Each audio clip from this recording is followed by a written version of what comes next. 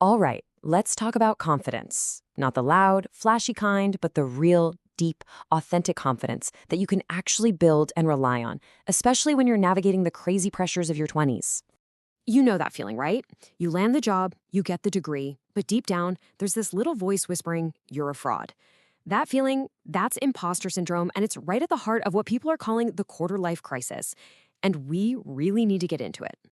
And look, this isn't just in your head. A recent study found that over 90% of Indian corporate employees under 25 are experiencing symptoms of anxiety.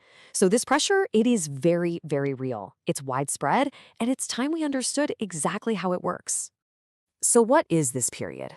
Well, scientists call it emerging adulthood. But for a lot of us, it feels more like a perfect storm. You've got economic instability, the constant pressure cooker of social media, and, let's be honest, some seriously toxic work cultures all hitting you at once. I mean, just look at this list. This is the modern corporate gauntlet. For young professionals, especially in India, this is the daily reality. It's so intense, it's actually sparked a whole movement, the Gen Z anti-hustle shift. And it's not about being lazy, it's about demanding workplaces that don't trade your mental health for their bottom line. So what's pouring gasoline on this fire? It's a fundamental, and I mean fundamental, confusion between two very different things, real confidence and its toxic cousin, arrogance. Getting this right is probably the most important step in building a secure identity. Okay, so what's authentic confidence? It's quiet.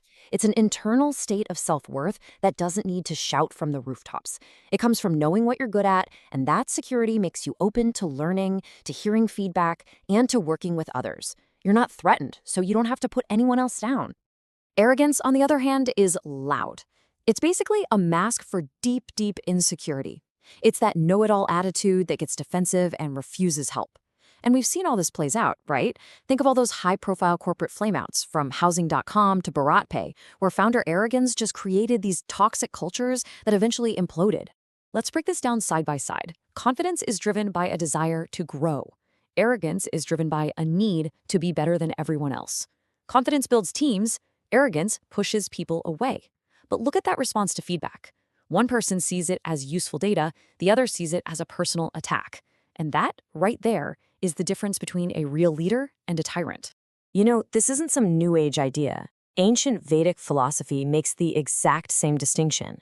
True confidence is like the Atman, the true self.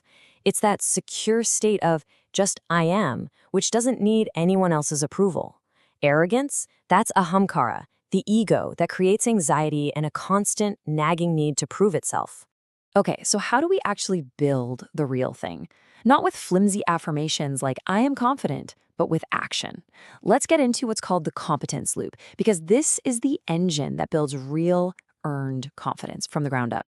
This framework comes from the psychologist Albert Bandura, and it's brilliant.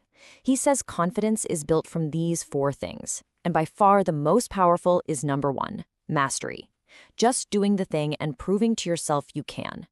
But seeing your friends succeed, getting a genuine "you got this" from a mentor, and even learning to reframe your racing heart as excitement instead of fear, they're all crucial parts of the cycle. And here's the key takeaway. The goal isn't to be perfect, it's to be prepared. That imposter feeling we talked about, it's not a sign you're a fraud. It's a sign you're on the edge of your comfort zone, you're growing. It's literally the feeling of competence being built in real time. All right, let's bring this home. How do we apply this loop within the unique cultural gauntlet of India? Because let's face it, building confidence here sometimes means playing by a different set of rules. And is there any better metaphor for this than cricket? I don't think so. Hustle culture is like T20. It's all about quick wins, big risks, and short-term glory. But deep, authentic confidence, that's test cricket. It's about patience, stamina, and having the wisdom to leave the bad deliveries alone. You know, the toxic jobs, the pointless comparisons. It's about focusing on one ball at a time. If you want a perfect, real-world example of this kind of test cricket mindset, look no further than the culture at ISRO. There's this famous story that when the SLV-3 mission failed back in 1979, the chairman, Satish Dhawan, took all the blame to protect his young team leader, a guy named APJ Abdul Kalam. A year later, when it succeeded, he pushed Kalam into the spotlight to take all the credit. That is what authentic confidence looks like. But to build that kind of confidence, we have to face the single biggest cultural obstacle in South Asia. This one four-word phrase, log kya kahenge? What will people say? It's like a psychological prison, forcing us to conform and killing our ability to take the risks we need to take to grow. So, how do we dismantle that fear? How do we finally forge an identity that's actually ours, one that isn't constantly looking over its shoulder for approval? Let's get into some practical tools. You can literally rewire your brain's response to judgment. So that trait someone calls stubborn in a negotiation, that's called resilience. A failed project, that's not a failure, it's just really expensive, high-quality data for your next try. And sometimes you just have to call it out. Asking the question, are we doing this because it's right or because we're worried about what people will say?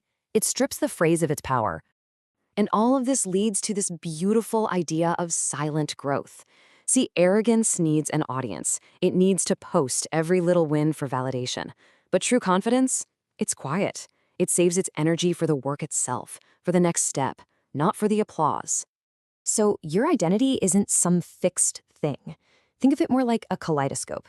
It takes all these little broken pieces, your traditions, your ambitions, your successes, your failures, and it arranges them into something uniquely beautiful.